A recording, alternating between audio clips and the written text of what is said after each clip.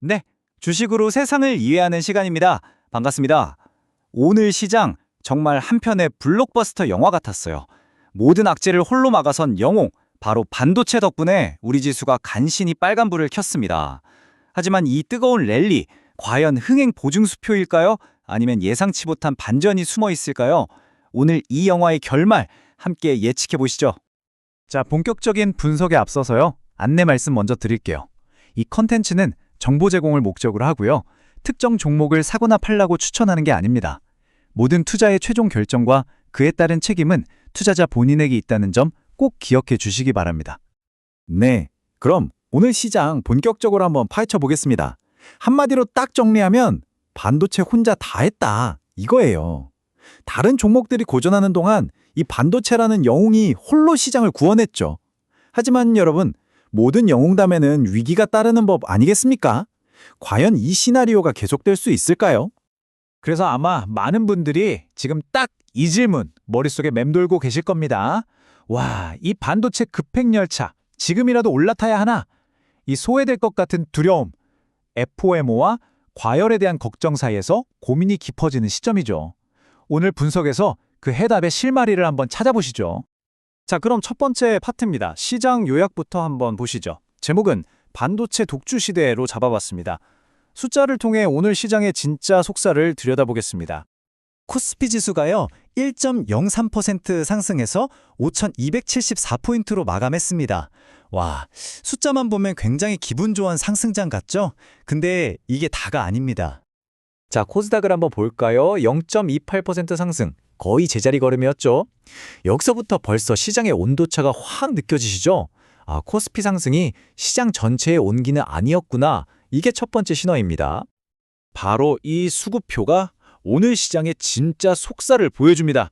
아니, 지수는 올랐다면서 외국인이랑 기관은 합쳐서 1조 5천억 원 가까이 팔아치웠어요. 그럼 이 물량 누가 다 받았을까요? 네, 개인이 다 받아냈습니다. 이걸 바로 지수의 착시라고 하는 겁니다. 겉으로 보이는 숫자 뒤에 숨겨진 아주 불안한 수급이죠. 그리고 오늘 시장의 그 원맨쇼 주인공이 누군지 이 차트가 정확하게 보여줍니다. 보세요. 오늘 코스피가 오른 게 총 50포인트 정도인데 그중에 40포인트를 SK하이닉스, 이 단 한 종목이 끌어올렸습니다. 이게 무슨 말이냐면요. 나머지 수백 개 종목 다 합친 것보다 하이닉스 혼자 힘이 더 셌다는 거예요. 이건 정말 엄청난 쏠림 현상입니다. 아니, 도대체 왜 이렇게 반도체만 난리일까요? 그 해답이 바로 이 한 문장에 있습니다. 샌디스크가 실적 발표에서 이런 말을 했어요. 우리 고객들은요, 이제 가격은 묻지도 않아요. 그냥 물량부터 확보하려고 혈안이 되어 있습니다. 한마디로 부르는 게 값이다 이겁니다. 왜냐고요? 바로 폭발하는 AI 데이터 센터 수요 때문이죠. 하지만 여러분, 이렇게 반도체에 화려한 스포트라이트가 비추는 동안에요, 그 뒤에서는 시장 전체를 얼어붙게 만들 수 있는 두 개의 큰 그림자가 스멀스멀 다가오고 있었습니다. 바로 미국에서 불어오는 매크로 리스크입니다. 첫 번째는요, 바로 차기 연준 의장 문제입니다. 트럼프 전 대통령이 만약 당선됐을 때 케빈 워시라는 인물을 염두에 두고 있다는 소식이 나왔는데 이분이 누구냐면요, 연준 내에서도 아주 알아주는 초강력 매파입니다. 자, 매파가 뭐냐? 쉽게 말해서요, 시장에 돈 푸는 것보다 금리부터 올려서 물가 잡는 게 최우선이다 라고 생각하는 사람이거든요. 당연히 우리 같은 성장주 시장에는 굉장히 부담스러운 소식이죠. 두 번째 리스크도 트럼프 전 대통령 입에서 나왔습니다.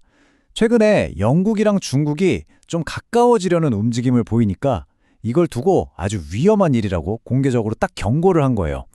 이게 왜 무섭냐면요, 단순히 미국이랑 중국 둘만의 문제가 아니라 전 세계적인 무역 전쟁으로 번질 수 있다는 공포감을 확 키웠기 때문입니다. 이런 불안감은요, 시장 지표에 바로 나타납니다. 화면에 보이시죠? 미국 S&P 500 선물 지수는 바로 파란불로 돌아섰고 대표적인 안전자산인 달러 가치가 올라가면서 원달러 환율도 올랐습니다. 글로벌 투자자들의 심리가 빠르게 꽁꽁 얼어붙고 있다는 명백한 증거죠. 자, 그럼 이렇게 혼란스러운 시장 속에서 어떤 업종은 웃고 또 어떤 업종은 울었을까요? 그야말로 극명하게 갈렸는데요. 섹터별 명암, 그 빛과 그림자를 한번 들여다보겠습니다. 먼저 환하게 빛이 났던 섹터들입니다. 반도체는 두말하면 입 아프죠. 그리고 지정학적 리스크 때문에 국제 유가가 뛰면서 정유주가 강했고요. 또 시장이 뜨거우니까 거래 대금이 폭발하면서 증권주도 활짝 웃었습니다. 여기에 중국 관광객이 다시 올 거라는 기대감에 유통주까지 모처럼 활기를 띠는 모습이었어요. 반면에 그림자가 아주 짙게 드리운 곳들은 더 많았습니다. 제약, 바이오는 정말 찬바람이 쌩쌩 불었어요. 개별 악재들이 터지면서 투자 심리가 꽁꽁 얼어붙었고요. 테슬라가 부진하면서 2차 전지 섹터 전체의 찬물을 확 끼얹었습니다. 자동차랑 건설도 각각의 걱정거리들 때문에 힘든 하루를 보냈죠. 자, 다시 반도체 얘기로 돌아와서요. 이 뜨거움이 그냥 단순한 기대감, 거품이 아니라는 걸 이 숫자들을 보면 알 수 있습니다. 삼성전자, SK하이닉스, 영업이익 성장률 좀 보세요. 각각 200%, 130%가 넘게 폭증했습니다. 미국 샌디스크는요, 시장 예상치를 정말 아득하게 뛰어넘는 그야말로 어닝 서프라이즈를 기록했죠. 지금은 숫자가 주가를 이끌고 있는 완벽한 실적 장세인 겁니다. 반대로 바이오 섹터가 얼마나 추운 겨울을 보냈는지 이 타임라인이 딱 보여주네요.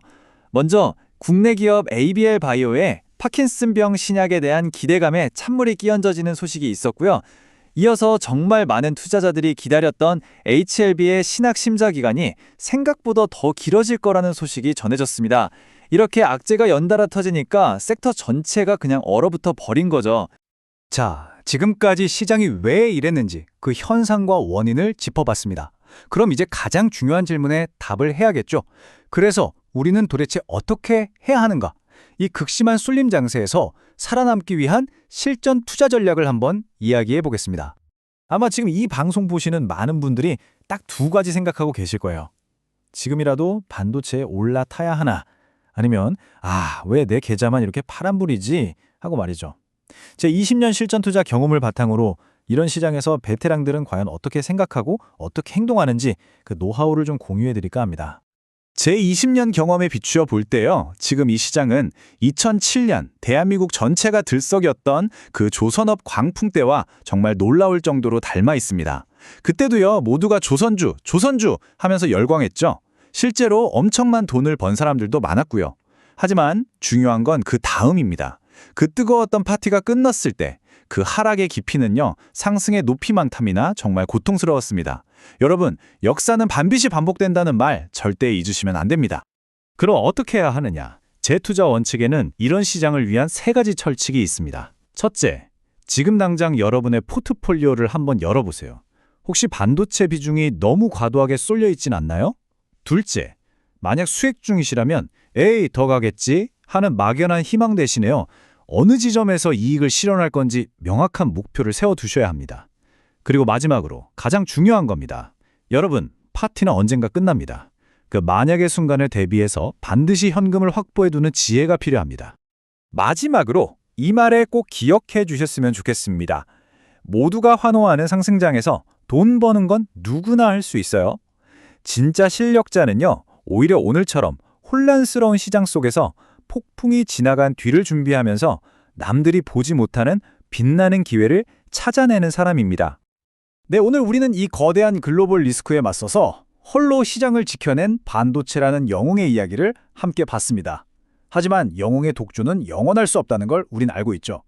이 뜨거운 열기에 무작정 편승하기보다는 어쩌면 다가올지 모를 위기에 대비해서 냉철하게 균형을 잡는 지혜, 지금 우리 투자자들에게 가장 필요한 전략이 아닐까 싶습니다. 이상 주식으로 세상 이야기였습니다.